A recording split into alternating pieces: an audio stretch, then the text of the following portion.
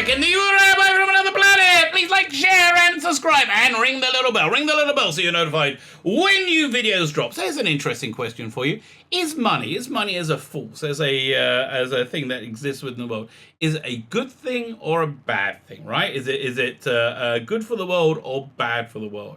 And the answer is a bit of both. It depends. For me, I think it's a very powerful force, but I think it's a very neutral force, and it depends how you use it.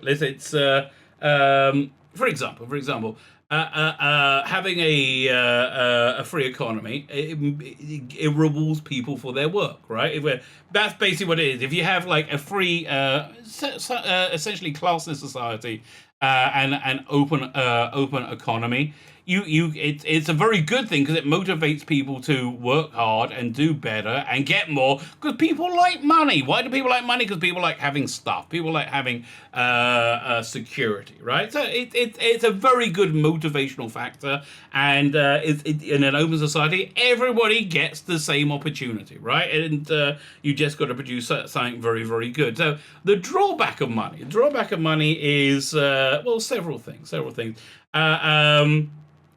Honestly, if I was going to say what's the biggest drawback of money, I'll say generational wealth, right? Because for me, I think the point of life is to grow and become a better person. I don't think anything is more detrimental to that than generational wealth, right? Because like money that you didn't earn isn't good for you, right? Doesn't tend to make you a good person, right?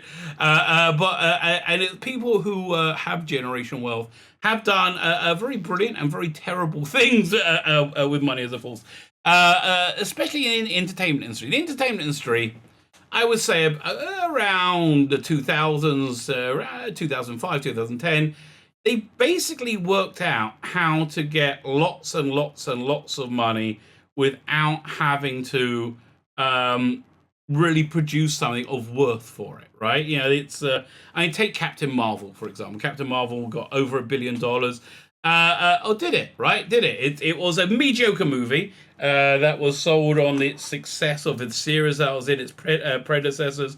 It was just a real misfire. The casting of Brie Larson was terrible. She's just smug, and she rubbed people up the wrong way. Yeah, it got $1 million, right, in the box office. Or did it? I think probably Disney bought up a lot of tickets in the opening weekend, because let's say they spent $10 million on it. They get, I think, 70% that back. So okay, now they spent $3 million. But having a strong opening weekend is something that makes them be able to create the narrative that it's a good movie, right? It's a great movie and everybody loves it. Gotta go see it. Gotta go now. And then the second weekend was much better. The second weekend was much stronger than it would have been had the first one not been so successful, even though it wasn't, right? So yeah, these money men, they've worked out how to remove audience liking what they're doing from the equation. Corona, COVID has totally blown that up, because movies are now being released direct to TV, right? And if a movie's crap straight away. Like we knew Wonder Woman '84 was garbage, right? And it would have flopped. It was a massively derided as it came out. Strangely enough, though, Suicide Squad did very badly, but I think movies are over, right? I think the ability of being able to do whatever you want and have the audience go, yeah, give me more, is over. You know, I think things like Star Trek under Alex Kurtzman and Doctor Who with Chris Chibnall, the current iterations of Marvel and DC Comics, I think that this has basically proved all of that. They had a disdain and disregard for over half the audience, and they ended up losing over half the audience because their love for whatever franchise it was that they were managing, overseeing, wasn't enough to get them beyond being repeatedly insulted, right? With that said, they've done it again. Cowboy Bebop actress, was it Daniela Pineda, just put out a sarky little video because people didn't think she looked very good in her initial picture of Cowboy Bebop. And I have to tell you, I am so out of the realm of manga, anime. I don't understand it. I don't understand why people like it. But I don't care. It's like, I know what being a fan of something is, and having that thing be not realized very well. Like, I understand what that feels like, and I also understand what it feels like when you have these people who think they're so much better than everybody around them snarl down at them. And honestly, that's really the world that's being created right now in my mind. Like, again, tying into the current political situation, it seems to me that we are in a prequel to Hunger Games, like an absolute genuine prequel to Hunger Games. This seems to be how that started, and this woman Daniela Pineda, she's clearly feels that she's on the side of the elites and can say whatever she likes. So anyway, we're going to look at this. We're going to watch the video. We're going to be we might take the piss out of her a bit, because you know what I think she might have it coming to her, right? I do think she might well have it coming to her. Before we get into it, can you hit the like button? That'd be fan dabby double dozy. Can you hit the share button? Fan dabby double dozier. Amazingly, if such a thing could be, fan dabby dozier. Like, share, subscribe. Oh, definitely hit the subscribe button. I like the subscribe button. Hit my buttons, baby. If you're subscribed, make sure you're still subscribed. YouTube will unsubscribe. They will. It's a weird thing, mate. But YouTube will unsubscribe you. Comment. Let me know what you think. Yeah, that'd be great as well. Also, go check out my Indiegogo. Where is this? Over here. There you go. This is coming offline this week, I hope. 2 awesome comic books, which are pretty much ready to go. This file's going to be ready. I'm thinking by 3 o'clock today, we'll have that compiled, ready to go. And then I just this is a 220-page graphic novel. I did a whole bunch of extra work on it, okay, because I was just so anal. But it's great. It's a really good story. It's kind of like the early Vertigo books, Stand-Man, Hellblazer, Swamp Thing. That kind of vibe to it. I wrote and drew it, and I think I did a pretty darn good job, if I say so myself. And then we have this one. The Imperium, a love letter to Teddy Fancy of the 1960s, James Bond, Doctor Who, Emmett Bill, Monkey in a Spacesuit, and the Black Slab from 2001, bit of Prisoner, bit of Thunderbirds. It's all in there, baby. This was 100 pages long. Now it's 120 pages long, because we added a bunch more stuff, mate. And then the actual artwork page, we've added in 13 new pages of comic strip, right? 5 for the main strip, 8 for the backup strip. So there you go. You get a whole bunch of extras. You can buy them individually, or you can buy them as a package, or you can buy them with the books. If you get both books, you get this poster. It's A2. It's big. It's what's that? 18 by 24 or something. The Noble Savages. You get 4 the male gaze cards. A bunch of cards based on. Let's be fair. My tween-age masturbatory fantasies. We had here comes Stacey Strong Emotions, very good, and of course the Forces female, everybody's favorite. This is what I'm looking at. I like the swag more than the actual book, and I love the book. Right, I can't wait to get the swag though. I'm gonna pay for I think get it overnighted from England to Israel. Just like I'm psyched to see it all. Fine, so we give you get a bunch more posters. I'm putting one more poster in the main package. We got Bohemian Time of Space, The Eyes Have It, Great Balls of Fire, and Forever Young. Tom Baker's Doctor and Sarah Jane going on forever in the TARDIS, as they should do. Fine, so let's look at this story together. Cowboy Bebop actress Daniela Pineda appears to derive fans. She does derive fans. Criticizing Netflix live action Faye Valentine. Again, I have no idea. I do know she looks pretty darn hot in this, right? If she looked this hot in the publicity picture they put out, there wouldn't be any problem. Look, manga is a highly sexualized genre, right? And I understand that superheroes or whatever, except for I guess porn stars, generally speaking, normal people don't look like that so much, right? But you've got to get some kind of approximation of it. I mean, like Black Widow kind of felt like Black Widow, right? The reason Iron Man, I think the reason the MCU did so well is because they made a credible Iron Man costume, and that's really what it is. It's an adherence to your source material. And whenever you go away from your source material, normally the project fails, right? Normally it fails. But anyway, she didn't like the pushback she got. Cowboy Bebop actress Danielle Pedro, who plays Faye Valentine in upcoming Netflix live-action adaptation of the show, recently appeared to derive fans looking for fans wanting Netflix first look at the photo series. Let's have a look and see who this. Again, I really don't know what the hell I'm talking about. Let's have a look over here. We're going to open up a new tab. Cowboy Bebop. Faye Valentine. Let's see if we get some pictures of her. Images. Okay, so this is a pretty sexualized character, right? Let's see if I pull this out, make it a bit bigger, I think. Double click on that. Oh wait, you know what I'll do here? So I'll put this over here. Then, bingo. Fine, let's have a look at it. Okay, so you see, I mean, it's definitely a sexualized character, right? It's, she's meant to look hot. I mean, look, okay, so that's her costume, right? And I understand, you know, the actress may not have wanted to wear exactly that, right? I understand. But, you know, you've got to have something that makes you feel like you're looking at that. That's really the bottom line, which you just, I don't think you do with this. Right here, one sec, maybe.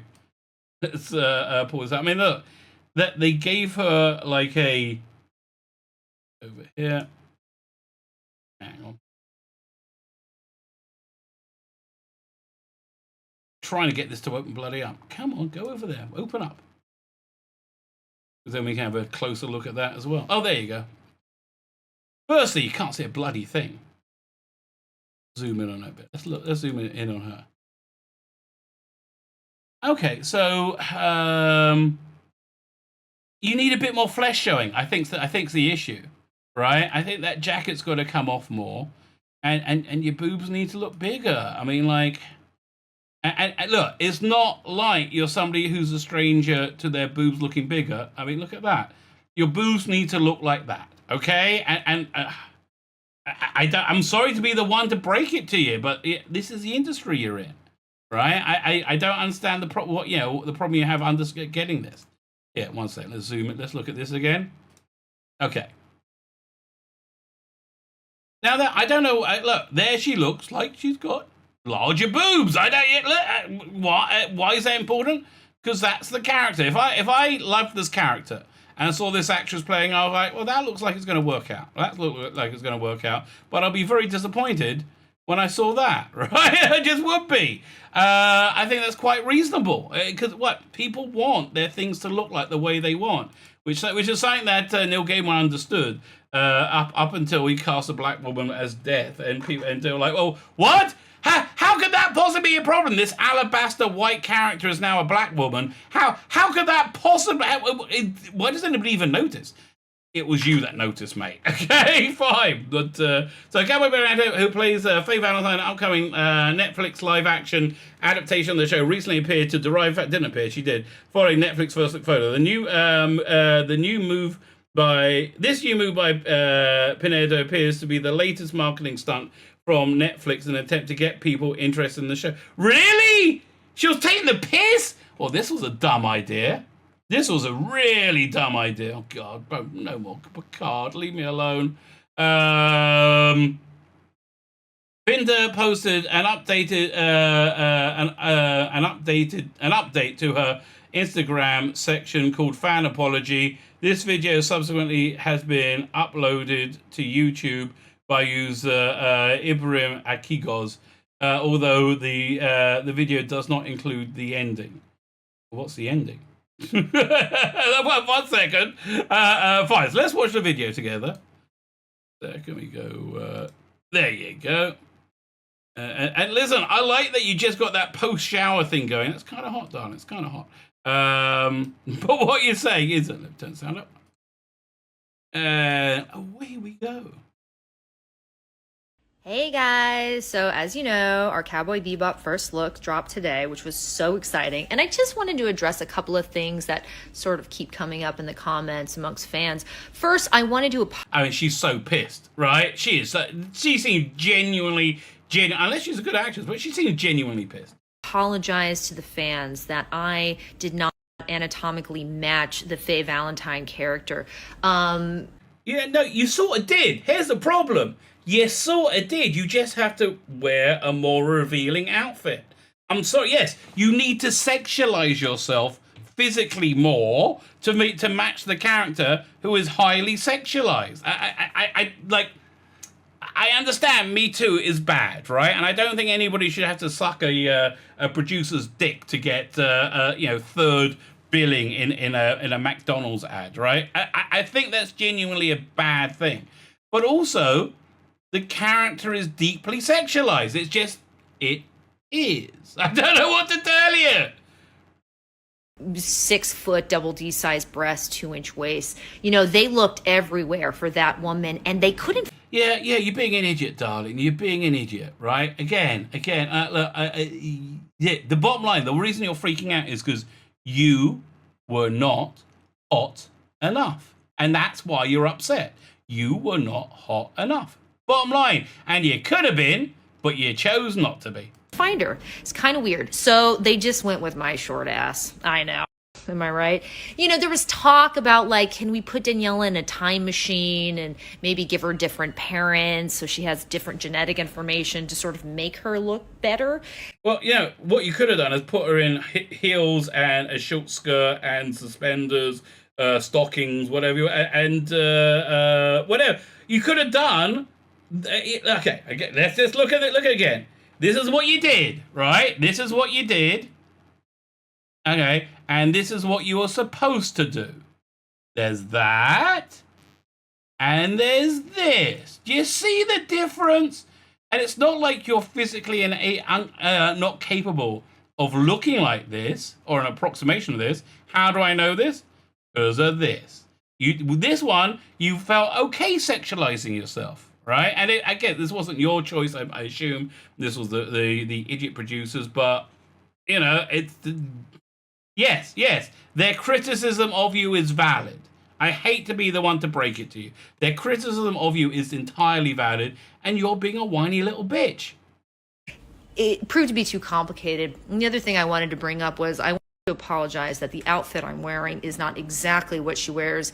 No, it's not exactly what she wears, but it doesn't give the feeling of what she wears. Right? Again, you didn't look very hot, and the character looking hot is very important, right? This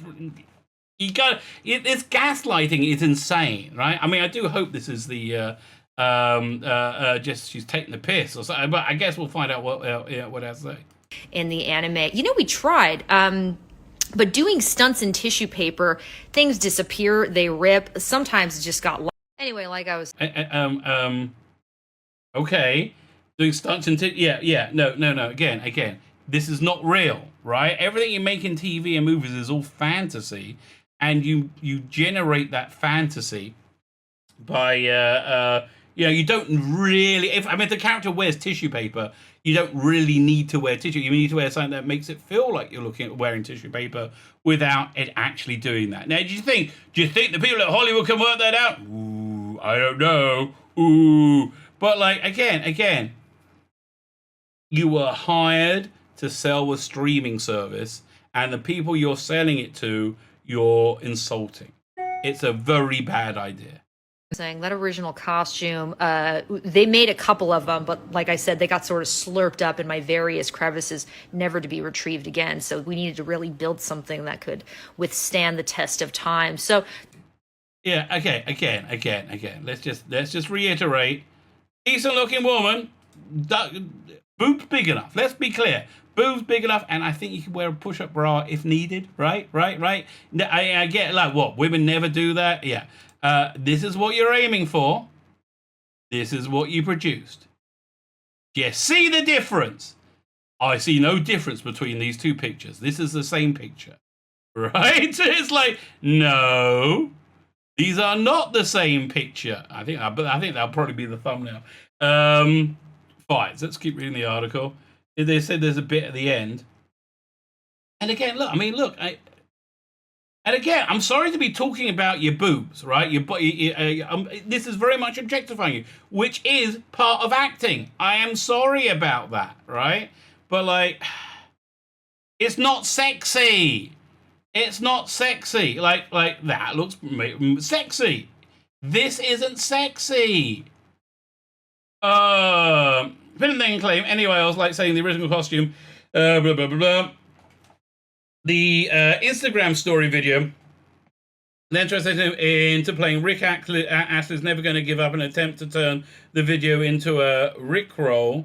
A Rickroll, as defined by the Urban Documentary, when you think a link to something, when you think when what you think is a link to something you want to see is actually direct you to a video of Rick Astley singing "Never Gonna Give You Up."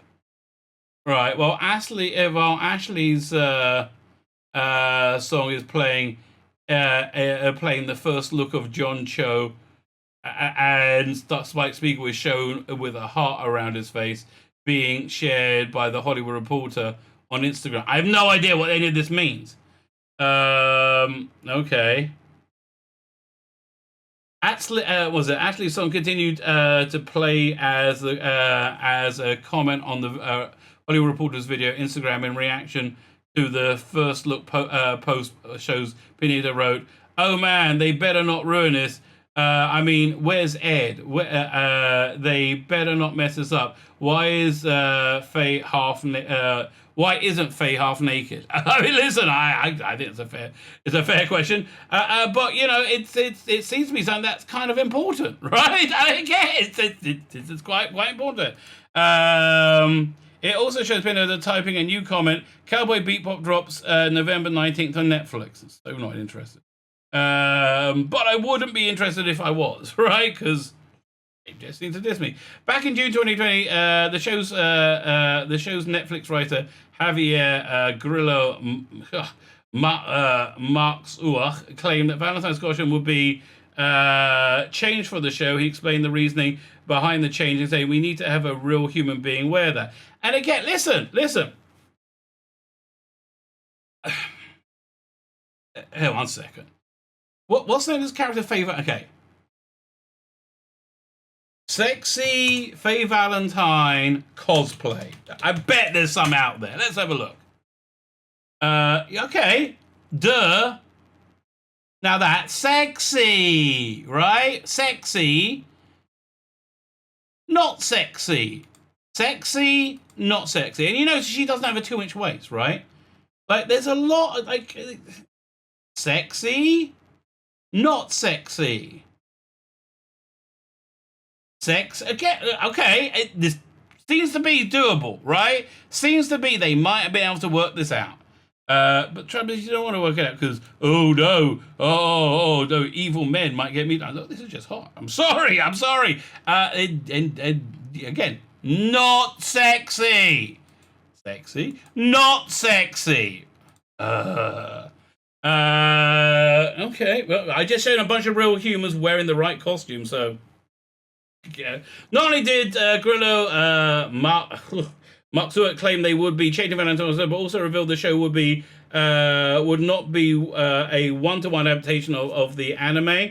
He explained, "We're not going to tell one-to-one on all those stories because we're also trying to tell a broader story of Spike Spiegel and the Syndicate, Spike Spiegel and Julia, Spike Spiegel and the Vicious, and all that." I have no idea what's going on. But we are looking at the show and saying, who are some of the great villains in the show? How can we put them into a broader narrative? You know, again, MCU. Oh, well, sorry, I meant to close that off. MCU was very successful by sticking very rigidly to its source material. Whenever you go away from it, it always fails. So we're telling big stories of that Cowboy Bebop tells. He elaborated. I mean, things do need to be. Is this the end of the story? Things do need to be adapted for the medium. I mean, look at Lord of the Rings. I would say it's a perfect adaptation, and I think they were right to take out the end of the book. Essentially, it is like lots of bits of the book they took out.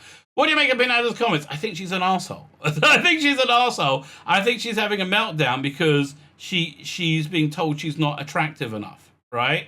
I mean, again, here, 1 second. Let's have a look at Silk Spectre. Silk Spectre Watchmen comic. Right? Let's have a look.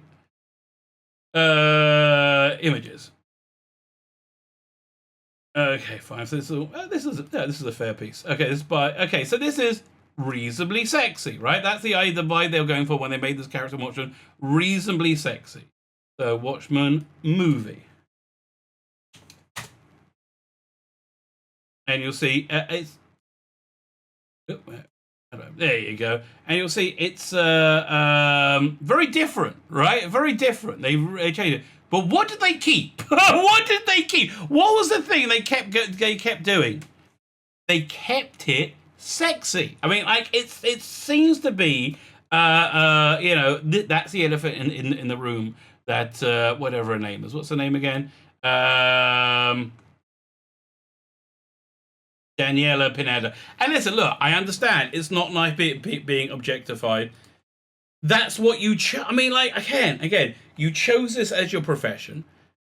You are completely on board with creating the society that does objectify you. You took the money. I get. Listen, no one's forcing you to do any of this. But don't get salty when your customer says you're not doing a good enough job. Right? You're not doing a good enough job. And I'm sorry, you needed to be sexier to pull this role off, which is a central thing, and you're not. And you're not, which is, I think, why you're having a bit of a fit, right? Why you're having a bit of a meltdown about it? Because, darling, you didn't make yourself look hot enough. End of story. My name is Tzvi Lebetkin, the Rabbi from another planet. Please like, share, and subscribe, and ring the little bell. Ring the little bell so you're notified when new videos drop.